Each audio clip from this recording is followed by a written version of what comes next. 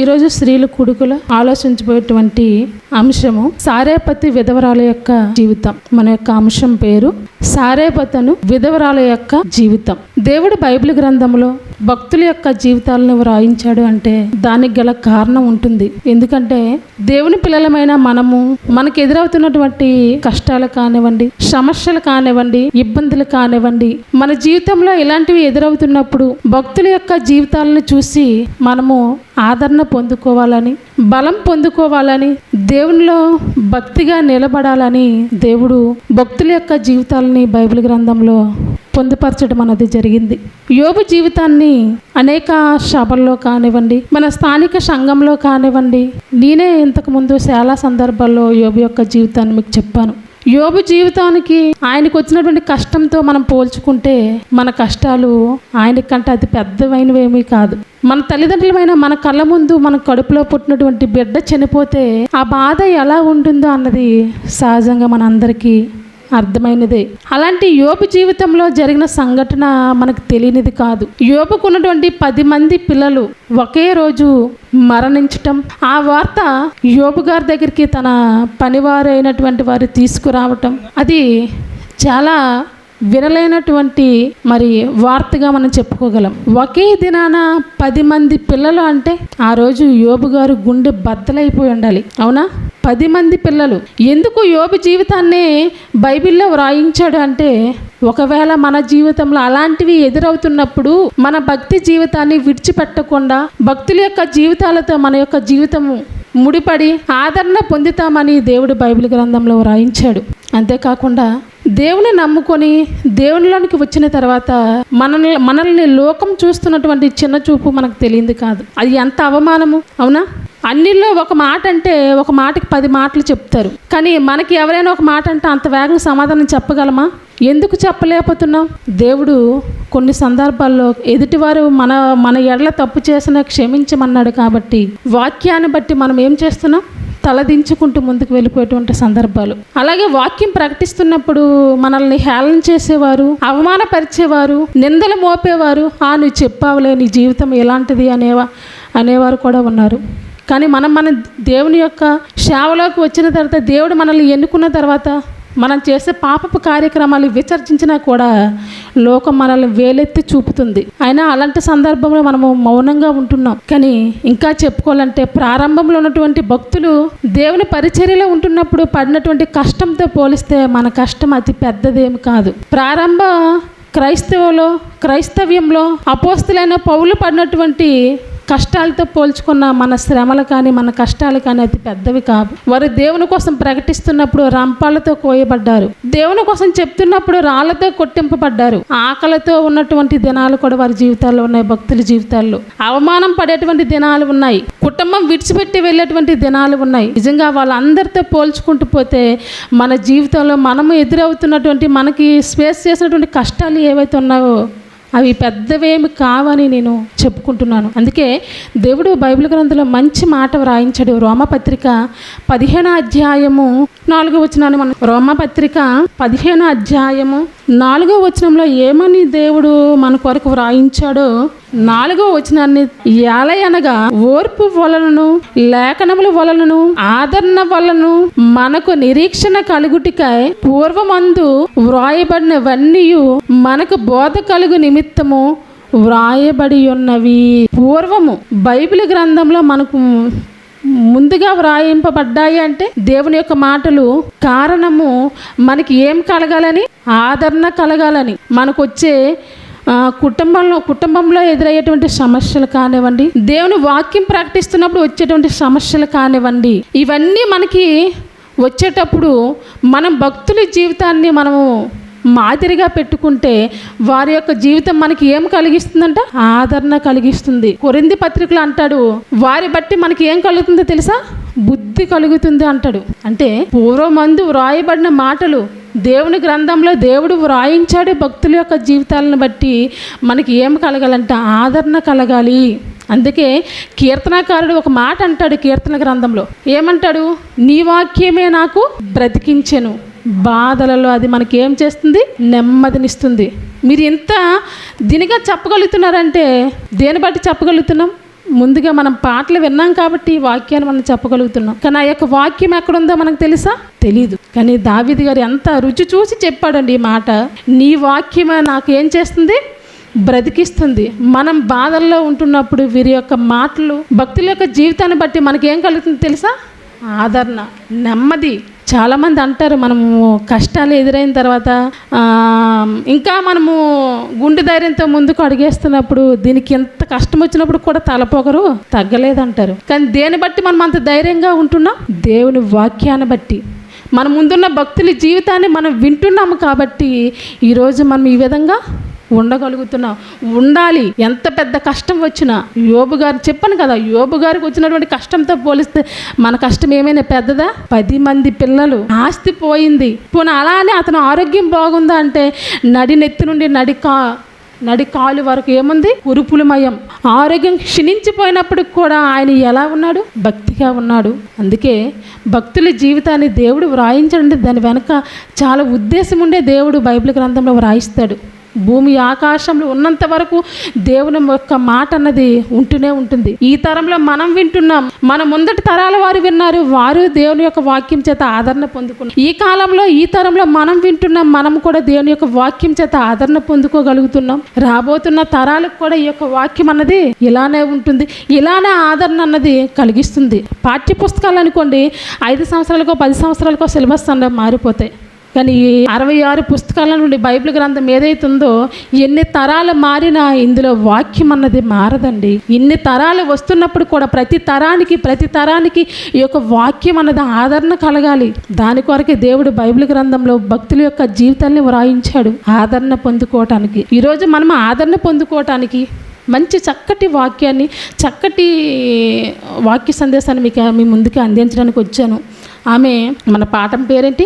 సారేపతను విధవరాలు. ఈమె జీవితాన్ని మనం ముందుకు వెళితే చూసుకుంటే రాజుల మొదటి గ్రంథం 17వ అధ్యాయము 1వ వచనం నుండి మనం చూసుకుందాం. అంతటి గిలాదు కాపురస్తుల సంబంధియును తిసిప్యుడైన ఏలియా ఆహాబు నొద్దకు వచ్చి, ఎవరి సన్నిధిని నేను నిలవబడి ఉన్నానో ఇశ్రాయేలు దేవుడైన ఆ యెహోవా జీవము తోడు నా మాట ప్రకారము గాక ఈ సంవత్సరములలో మంచైనను వర్షమైనను పడదని ప్రకటించెదను. అంతట గిలాదు కాపురస్తుల సంబంధి అయిన తిర్షాబి అయిన ఏలియా ఆహాబు నొద్దకు వచ్చాడు. ఇంతకీ ఆహాబు ఎవరు అంటే ఇశ్రాయేల్ రాజ్యానికి రాజుగా పరిపాలన చేస్తున్నాడు. సౌలు తర్వాత దావీదు తర్వాత సొలొమోను గారు. ఈ 3 రాజులు పరిపాలిస్తున్నప్పటికీ ఈ ఇశ్రాయేల్ రాజ్యం ఒక్కటిగానే ఉంది. ఇశ్రాయేల్ గోత్రాలు 12 గోత్రాలు కూడా కలిసి ఒక రాజ్యంగా ఉన్నది. ఒకప్పుడు తెలంగాణ, ఆంధ్రప్రదేశ్ ఒక రాష్ట్రం క్రిందనే ఉన్నది. ఇప్పుడు ఈ ఒక రాష్ట్రము కాస్త ఏమైంది? 2 రాష్ట్రాలుగా విడిపోయింది. తెలంగాణ రాష్ట్రం, ఆంధ్ర రాష్ట్రం. అలాగే ఒకప్పుడు ఇశ్రాయేల్ రాజ్యం 12 గోత్రాల వారు ఒక రాజ్యంగా ఉన్నారు. ఆ రాజ్యము యెరోబాము కాలంలో ఏమైపోయిందంటే 2 రాజ్యాలుగా, సమైక్య రాజ్యాన్ని 2 రాజ్యాలుగా చీలికైపోయింది. 10 గోత్రాల వారు ఇశ్రాయేల్ రాజ్యంగా చేరబడ్డారు. యోధా, బెన్యామీను గోత్రం, ఈ 2 గోత్రాల వారు యోధా రాజ్యంగా చేరబడ్డారు. ఈ ఇశ్రాయేల్ 10 గోత్రాల వారికి ఈ ఆహాబు రాజుగా ఉన్నాడు. ఈ రాజు ఒక అన్యురాలైన స్త్రీని వివాహం చేసుకుంటాడు. ఎవరు అన్యురాలు? ఆమె పేరేంటంటే యెజబేలు. మనకి పరిచయమైనటువంటి స్త్రీయే. ఆమె పేరు యెజబేలు. ఈమె అన్యురాలు. ఈమె ఏ పట్టణానికి చెందిందంటే సీదోను పట్టణస్థురాలు అనమాట. ఒక అన్యుల ప్రాంతం. సీదోను పట్టణం అనేది ఒక అన్యుల ప్రాంతం. ఆ అన్యుల ప్రాంతంలో ఉన్నటువంటి అమ్మాయిని ఆహాబ్ అన్నటువంటి రాజు వివాహం చేసుకున్నాడు. ఇశ్రాయేల్ అంటే ఎవరు? దేవుని ఎరిగిన జనాంగం. దేవుని ఎరిగిన జనాంగం అన్యుల జనాంగంలో ఉన్నటువంటి ఒక అమ్మాయిని వివాహం చేసుకుంటాడు. ఎవరు? యెజబేలుని. పోనీ ఏమైనా ఆహాబు పరిపాలన బాగుందంటే బాగలేదు. సౌలు, దావీదు, సొలొమోను వాళ్ళు పరిపాలించినంత వరకు రాజ్యం అనేది చాలా బాగుంది, సస్యశ్యామలంగా ఉంది, ఆనందంగా ఉంది, ప్రశాంతమైనటువంటి వాతావరణం. సొలొమోను కుమారుడు ఎప్పుడైతే రాజ్యాన్ని పరిపాలించడానికి వచ్చాడో రాజ్యం ఏమైపోయిందంటే అల్లకల్లోలం అయిపోయింది. దేవునికి దూరం అయిపోయారు. దేవుని పిల్లలు అనబడిన వారు దేవునికి దూరం అయిపోయారు. అదే అలా వస్తుంటే అహాబు కాలంలో కూడా మరీ బొద్దుగా ఈయన ఏం చేశాడు, రాజుగా ఉన్నప్పుడు దేవుని జనాంగాన్ని దేవునికి మరీ బొద్దుగా కాకుండా దూరం చేసేసాడు. అలా చేసేసిన కాలంలో వారు ఆహాబు భార్య అయినటువంటి యెజబెలు, వీరిద్దరు భార్య భర్తలు దేవుని ఇచ్చినటువంటి ఈ యొక్క పరిపాలన ఎలా చేస్తున్నారంటే, అందులో ఉన్నటువంటి ప్రవక్తులు దేవుని సేవకులు అనబడిన వారిని వీరు ఏం చేస్తున్నారంటే చంపుకుంటూ వస్తున్నారు. బయలు దేవతలను పూజించే వారిని పోషిస్తున్నారు. దేవుని ప్రవక్తలైన వారిని వీరేం చేస్తున్నారు, చంపుకుంటూ వస్తున్న కాలం అది. ఆ కాలంలో ఎవరు వెళ్ళారు, ఏలియా అన్నటువంటి ప్రవక్త ఆహాబు రాజు దగ్గరికి వెళ్ళి ఏమంటున్నాడో తెలుసా? ఏమని అంటున్నాడు, ఇశ్రాయేలు దేవుడైన యెహోవా జీవముతోడు నా మాట ప్రకారము గాక ఈ సంవత్సరంలో మంచైనను వర్షమైనను పడదని ప్రకటించాడు. అసలే ఇద్దరు భార్య భర్తలకి దేవుని ప్రవక్తలంటే పడని కాలం. ఆ పడని కాలంలో ఈ ఏలి అన్నటువంటి ప్రవక్త, ఈ సేవకుడు వెళ్ళి ఏం చెప్తున్నాడు, ఈ సంవత్సరంలో మంచైనను వర్షమైనను పడదని ప్రకటించాడు. ఈ మాట ఇద్దరు భార్య భర్తలకి నచ్చకపోయేసరికి ఏలియాని ఏం చేయాలనుకున్నారు, అప్పటి వరకు చంపుకుంటూ వస్తున్న వారే ఏలియాను కూడా చంపాలని ఆలోచన పడ్డారు. ఈ సంగతి ఎవరికి తెలిసింది, దేవునికి తెలిసి దేవుడు ప్రత్యక్షమయ్యి యెహోవా వాక్యం ప్రత్యక్షమై ఏమని చెప్తుందో 2వ వచనాన్ని మనం చూసుకుందాం. పిమ్మట యెహోవా వాక్కు అతనికి ప్రత్యక్షమై, నీవు ఇచ్చటి నుండి తూర్పు వైపునికి పోయి యోర్దానుకు ఎదురుగానున్న కెరీతు వాగు దగ్గర దాగియుండుము చెప్పేశాడు దేవుడు. నాయనా, నువ్వు ఇక్కడ ఉంటే ఈ యెజబెలు ఆహాబు చంపేస్తారు. నువ్వు ఇక్కడ నుంచి కెరీతుకు ఎదురుగా ఉన్నటువంటి యోర్దాను నది యొద్ద నువ్వు నివాసం ఉండాలి అని చెప్పాడు. దేవుడు చెప్పిన వెంటనే అక్కడ అన్ని సౌకర్యాలు ఉన్నాయా అని ఏలియా అన్నటువంటి సేవకుడు చూడలేదండి. కెరీతు వాగు అంటే వాగు దగ్గర నీరే ఉంటాయి తప్ప ఇంకేమైనా ఉంటాయో తినడానికి ఉండదు. వెళ్ళిపోయాడు ఆ వాగు దగ్గరికి. ఇప్పుడు అక్కడ ఏమైనా ఊరుందా, చుట్టుపక్కల అంటే ఊరు లేదు. ఇప్పుడు ఏమైనా మనుషులు ఉన్నారంటే మనుషులు లేరు. ఇప్పుడు తినడానికి ఆ ప్రాంతంలో ఆహారం ఉందంటే ఆహారము లేదు. ఇప్పుడు ఏదైనా దాహం వేస్తే తాగడానికి వాగులో నీరు ఉన్నాయి అనుకోండి, కానీ తినడానికి ఏం లేదు, ఆహారం లేదు. కానీ అయినప్పటికీ ఏలి అన్నటువంటి ప్రవక్త దేవునిపై ఆధారపడి ఎక్కడికి వెళ్ళిపోయాడు, యోర్దాను అన్నటువంటి వాగు దగ్గరికి వెళ్ళిపోయాడు. వెళ్ళిపోయిన తర్వాత దేవుడిపై ఆధారపడ్డాడు కనుక దేవుడు ఏం చేశాడో తెలుసా, ఏలియాకు ఆహారం ఎలా పంపించాడో తెలుసా? అప్పటికే ఆ కాలంలో ఏముంది, కరువు వస్తుందని చెప్పాడు కదా, ఆ ప్రకారంగా కరువు వచ్చేసింది. కరువు వచ్చేసినప్పటికి కూడా ఆహారం, ఏలియా గారికి ఆహారాన్ని ఎలా పంపించాడో తెలుసా? 4వ వచనాన్ని మనం చదువుకుందాం. ఆ వాగు నీరు నీవు త్రాగుదువు, అచ్చటకి నీకు ఆహారం తెచ్చినట్లు నేను కాకోలములకు ఆజ్ఞాపించి తిని అతనికి తెలియజేయగా ఏలియాకు చెప్పాడు, నాయనా ఏలియా, నీకు ఆహారము దేనితో పంపిస్తానన్నాడు, కాకులతో పంపిస్తాను. ఏలియా షాక్ అవ్వాలా లేదా, ఇదేంటి నాకు ఆహారము కాకులతో పంపించడమా? అసలే కాకిలో ఉన్నటువంటి గుణం ఏ గుణం ఉంది, ఏదైనా చూస్తే ఎత్తికిపోయే గుణము కాకిలో ఉంది. ఎత్తికిపోయే గుణము ఉన్న కాకితో నాకు ఆహారం పంపించడం ఏంటి? ఒకవేళ ఏమైనా కాకి ఆహారం తెస్తే ఏమైనా మనం సంతృప్తిగా తినేంత ఆహారం తేగలదా? తేలేదు. ఎంత తేగలదు? మహా తెస్తే ఒక 10 గ్రాములు 20 గ్రాములు పట్టుకోగలదు. అంతకు మించి ఎక్కువ ఏమైనా తేగలదా? ఆల్రెడీ ఇశ్రాయేలుకు దేవుడు ఆజ్ఞ ఇచ్చేటప్పుడు, ధర్మశాస్త్రాన్ని ఇచ్చేటప్పుడు కొన్ని మాటలు చెప్పాడు, పవిత్రమైనవి అపవిత్రమైనవి. అపవిత్రమైన పక్షులు ఇవన్నీ కొన్ని పేర్లు చెప్పాడు, పవిత్రమైన పక్షులని కొన్ని పేర్లు చెప్పాడు. అపవిత్రమైన పక్షుల్లో ఉన్నటువంటి పక్షి కాకి కూడా అపవిత్రమైనదే. కానీ దేవుడు అంటే అపవిత్రమైన పక్షితో నాకు ఆహారం పంపించడం ఏంటి అని సందేహపడ్డా? పడలేదు. అపవిత్రమైన పక్షితో దేవుడు ఏం చేశాడు, ఆహారాన్ని పంపించాడు. అలా ఎంతకాలము కెరీతు వాగు దగ్గర ఆయన ఉన్నాడంటే, సుమారు ఇంచుమించుగా మనము ఇప్పుడున్న లెక్కల ప్రకారం కడతంట 6 నెలల నుండి సంవత్సరం పాటు జీవించాడంట. ఈ సంవత్సరం పాటు ఈ యొక్క ఆహారాన్ని కాకుల ద్వారాగా దేవుడు పంపించాడు. పంపిస్తూ అప్పటికే ఏమైనా ఏలియా గారు దేవుణ్ణి ఏమైనా దూషించాడా అంటే దూషించలేదు. అప్పటికే ఆ ప్రాంతంలో, ఆ పట్టణంలో ఏముందంటే కరువు ఉంది. ఊర్లో ఉన్నవారు ఆల్రెడీ కడుపు కొట్టుకుంటూ చస్తున్నారు. అలాంటిది ఏలియా గారికి దేవుడు ఎలా ఇచ్చాడు, సమృద్ధిగా ఇచ్చాడు. ఎవరి ద్వారాగా? కాకి ద్వారాగా. అలా కొంతకాలం అయిన తర్వాత దేవుడు మరలా ప్రత్యక్షమయ్యి ఏలియాతో ఏమంటున్నాడో తెలుసా? 8వ వచనాన్ని, అంతటా యెహోవా వాక్కు అతనికి ప్రత్యక్షమై ఇలాగ సెలవిచ్చును, నీవు సీదోను పట్టణ సంబంధమైన సారేపతను ఊరికి పోయి అచ్చట ఉండుము. నిన్ను పోషించుటకు అచ్చటనున్న ఒక విధవరాలు నేను సెలవిచ్చి తిని అంటున్నాడు. ఎక్కడికి వెళ్ళిపోమంటున్నాడు ఏలియా గారిని మరలా అంటే సీదోను పట్టణానికి వెళ్ళిపోమంటున్నాడు. సీదోను ఇంతకుముందు చెప్పుకున్నట్టుగా సీదోను పట్టణము ఏ దేశము ఏ పట్టణంగా ఉందంటే అన్యుల పట్టణంగా ఉంది. అక్కడ ఉన్నవారంతా అన్యులు. ఈ యెజబెల్ కూడా వచ్చేటువంటి ఊరు ఏదంటే సీదోను పట్టణం. అంటే అన్యురాలైన ప్రాంతము. ఆ ప్రాంతం నుండి ఎవరు వచ్చారు? ఆహాబు భార్య అయిన యెజబెల్ వచ్చింది. యెజబెల్కి దేవుని సేవకులంటే ఇష్టమా? ఇష్టం లేదు.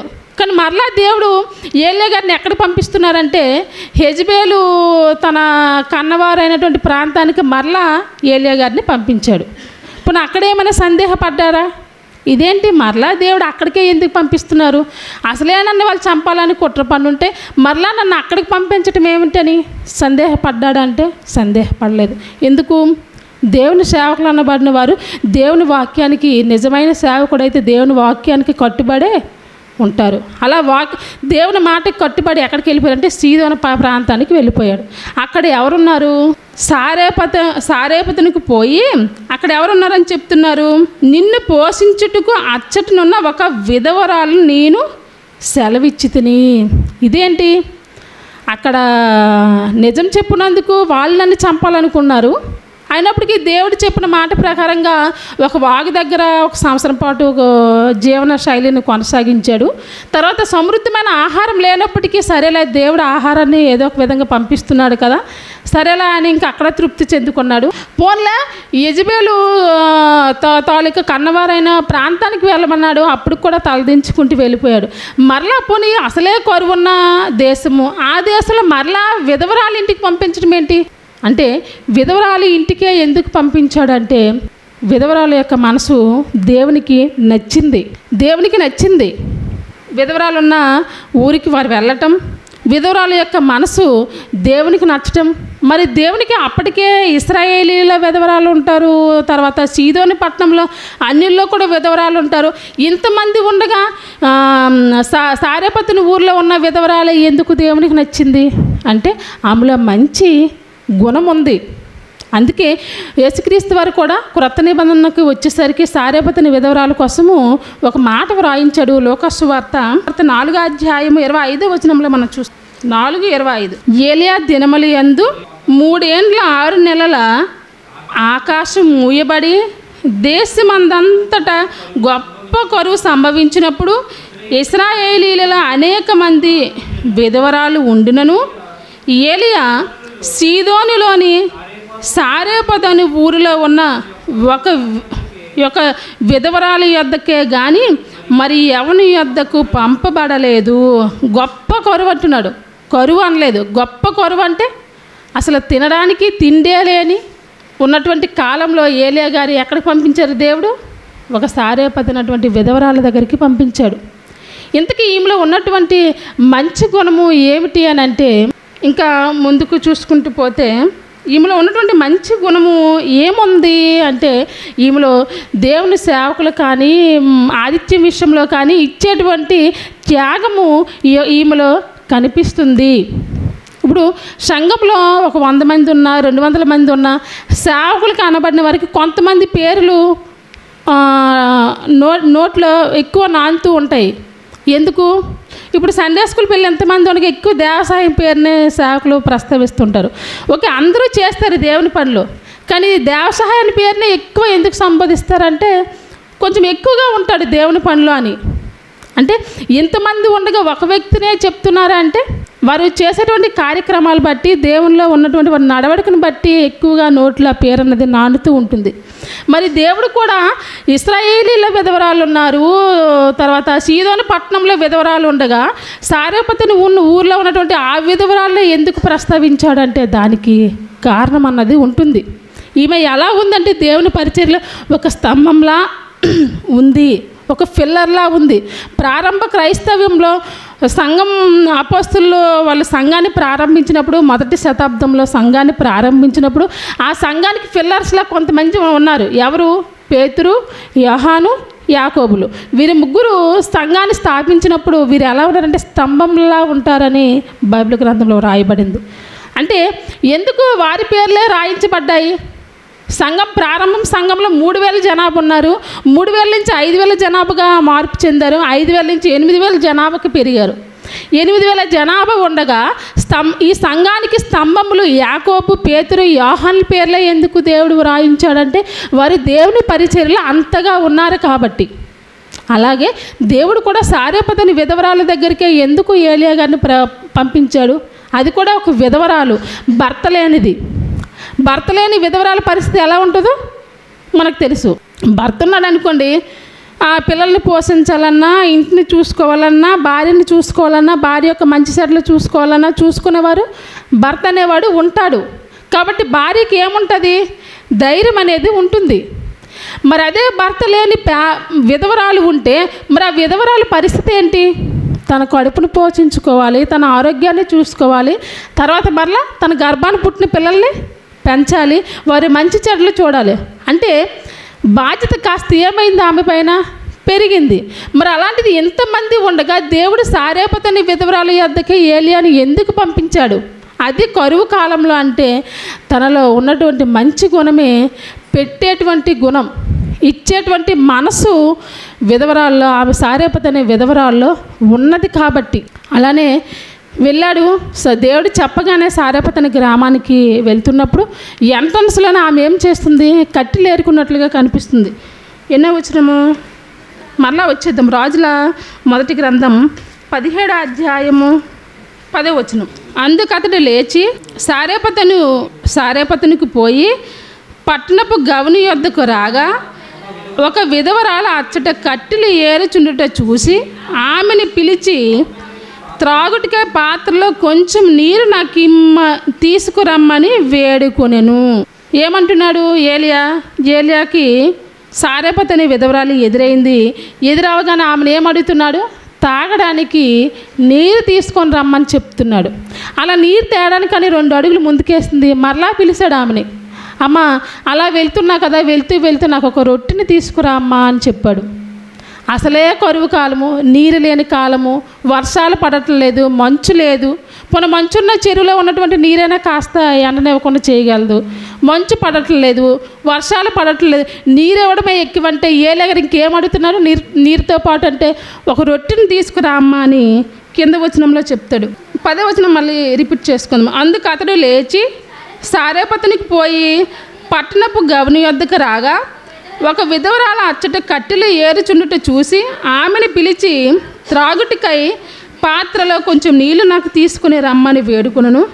ఆమె నీళ్లు తేబోచుండగా అతడు ఆమెను మరలా పిలిచి, నాకు ఒక రొట్టె ముక్కను నీ చేతితో తీసుకుని రమ్మని చెప్పెను. అందుకు ఆమె ఏమంటుందో 12వ వచనంలో చూసుకుంటే, అందుకు ఆమె, నీ దేవుడైన యెహోవా జీవము తోడు, తొట్టిలో పట్టెడి పిండియు బుడ్డిలో కొంచెం నూనెయు నా యొద్దను ఉన్నవే కానీ ఒక అప్పం ఒకటైనను లేదు. మేము చావకముందు నేను ఈ ఇంటికి పోయి వాటిని నాకును నా బిడ్డకును సిద్ధం చేసుకుని వలనని కొన్ని పుల్లలు ఏరుకునేటికే నేను వచ్చి తిని. అయ్యా, ఆమెకు అర్థమైపోయింది. ఆమె ఒక అన్నిరాలైన ఆమె దేవుని ఎరిగి ఈయన దేవుని సేవకుడని ఆమెకు అర్థమయ్యి ఆమె ఏం చెప్తుంది? అయ్యా, నువ్వు నమ్ముకున్న యెహోవా జీవము తోడు, నా తొట్టిలో పిండి మరి ఏమీ లేదు. ఎంత ఉంది? పట్టెడి పిండి ఉంది, బుడ్డిలో కొంచెమే నూనె ఉంది. ఇది తిని దీని తర్వాత నేను నా బిడ్డ చావవలసిందే, తినడానికి ఇంకేమీ లేదయ్యా అంటే పెట్టే మనసు అయితే ఉంది, కానీ ఆమె తొట్టిలో ఏం లేదంటుంది? పిండి లేదు. ఆమె మనసు నచ్చి ఏలియా గారు ఏమంటున్నారు? ఆమెను ఆశీర్వదిస్తారనమాట. అమ్మా, నువ్వు నాకు చేసి పెట్టు, నువ్వు నాకు చేసి పెడితే నీ తొట్టిలో పిండి అయిపోదు, నీ బుడ్డిలో నూనె తరగదు అని చెప్తాడు, దీవిస్తాడు, అద్భుతం చేస్తాడు ఏలియా గారు. కానీ ఆ మాట ప్రకారంగా వెళ్ళి ఆమె ఏం చేస్తుంది తెలుసా? రొట్టెను చేసి ఆయనకి ఇచ్చిన తర్వాత ఏలియా గారు చేసిన అద్భుతాన్ని బట్టి దేవుడు బహుగా ఆశీర్వదిస్తాడు ఆమెను. ఇక్కడ అదే కానీ మనము ఇప్పుడు తిని తర్వాత చనిపోతామంటే మనం పక్క వారికి ఏమైనా ఆహారం పెట్టగలమా? అమ్మ ఇప్పుడు నీ కాడ ఉన్న ఆహారం నాకు ఇచ్చే ముందు, నాకు ఇచ్చిన తర్వాత నీకు దేవుడు దీవిస్తాడంటే నువ్వు పెట్టగలవా? అసలే నీ కాడ లేదు, ఇంక నువ్వు నాకు పెడితే నీకు దీవిస్తాడంటే నువ్వు నమ్ముతావా? కానీ ఆమె నమ్మింది. ఈయన సేవకునికి పెడితే, దేవునికి చేస్తే దేవుడు నాకు ఏదో ఒక విధంగా ఇస్తాడన్నటువంటి నమ్మకంతో ఉన్నది. ఆమె అలా చేసిందంటే ఆమె అంతకుముందు ఏమైనా దేవుని వాక్యం విన్నదా? అప్పటికి ఏమైనా ఇశ్రాయేల్లో ఉన్నటువంటి ధర్మశాస్త్రాన్ని ఏమైనా పాటించిందా? వాక్యం విన్నదా? ఏమైనా నేర్చుకున్నదంటే నేర్చుకోలేదు. అప్పటికి కొత్త నిబంధన కూడా రాలేదు. ఈరోజు మనము మన సహోదరులని ప్రేమించాలన్నటువంటి ఆలోచన మనలో ఉంది. ఈరోజు ఎవరు సహాయం కోరగానే ఈరోజు మనము తొందరగా సహాయం చేయడానికి ముందుంటున్నాం. ఎందుకు ఉంటున్నాము అంటే మన సహోదరులను ఏం చేయాలి? ప్రేమించాలి. దేవుడు చెప్పాడు, దేవుడు బైబిల్ గ్రంథంలో వ్రాయించాడు. కాబట్టి ఈరోజు మనం ముందుకి చేయగలుగుతున్నాం. ఓకే, మంచిదే. కానీ మనం చేసేటి ముందు మనకి మన హృదయానికి అందిందంటే వాక్యం అందింది. కానీ ఆనాడు సారేపతని విధవరాలకి ఏమైనా వాక్యం అందిందా?